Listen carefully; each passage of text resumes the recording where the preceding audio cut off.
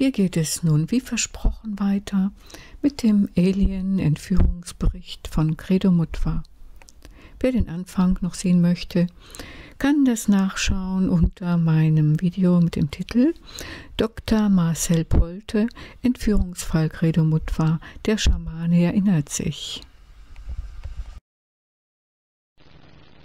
And they wore silvery grey garments which reached up to their necks and up to their wrists.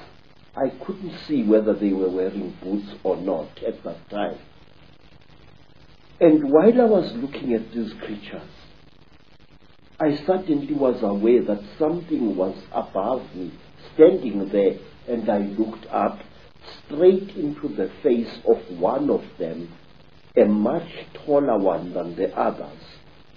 And this creature was wearing a garment like a tight-fitting overall without any buttons or anything, which reached up to its neck, but its wrists were bare. I noticed that the creatures had very long fingers. Its fingers had and each of its fingers had an extra joint, and it ended in a claw, a black claw like that of a chicken or a certain kind of bird, and that its thumb was not here, but here in the middle of the hand. And this thing was standing above my head and looking down at me, and I was looking at its eyes, which were very strange indeed. It was as if it was wearing plastic goggles over its eyes. I could see its eyes inside these tinted goggles, and it had holes on either side here, but it had no nose as I have. Its jaws were very small, and this creature was looking down at me. I was frightened, but I could not move. And the next thing I knew was a terrible pain on my left thigh. It was as if somebody had just stabbed me right to the bone. I screamed and I tried to jump away, but my body was inactive. I could not move. I was not tied to any chain. I was not chained to the top of this table. There was no belt tying me, but I could not move my body.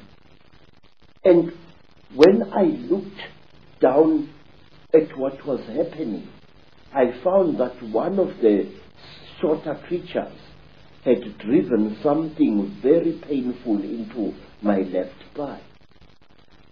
And then, while I watched, horrified, the creature pulled out this thing, and I saw that it was like a pencil made of shining metal with what appeared to be a flexible cable at the back.